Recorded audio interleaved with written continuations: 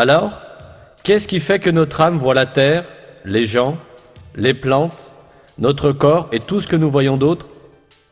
De toute évidence, il existe un créateur supérieur qui a créé tout cet univers matériel, c'est-à-dire la somme de toutes ses perceptions, et qui continue sa création sans interruption.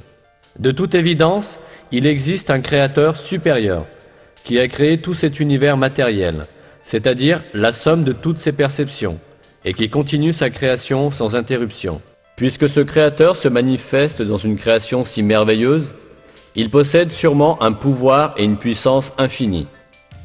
Toutes les perceptions qu'il crée dépendent de sa volonté, et il domine à tout moment tout ce qu'il a créé.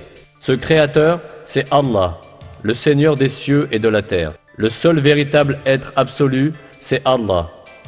Tous les êtres et les choses en dehors de lui ne sont que des ombres qu'il a créées.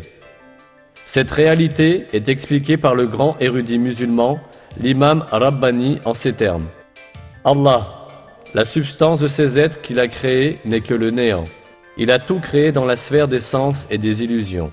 L'existence de l'univers se situe dans la sphère des sens et des illusions, et n'est pas matérielle. En réalité, il n'y a rien à l'extérieur que l'être glorieux, qui est Allah. Aux quatre coins de cet univers fait de perception se trouve l'être d'Allah, qui est le seul être réel.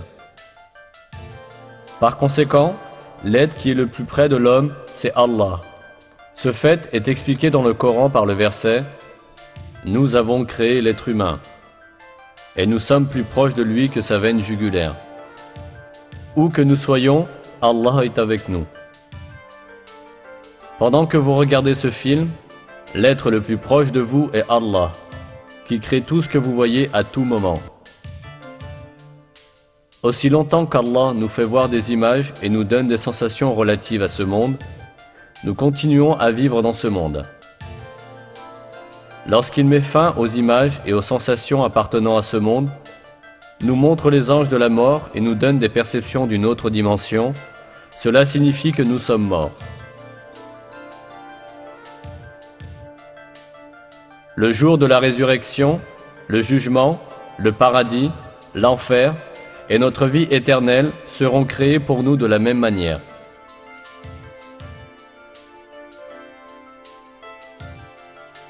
Créer tout cela est très facile pour Allah, qui nous montre, dans ce monde même, les preuves de son pouvoir éternel et de sa science infinie.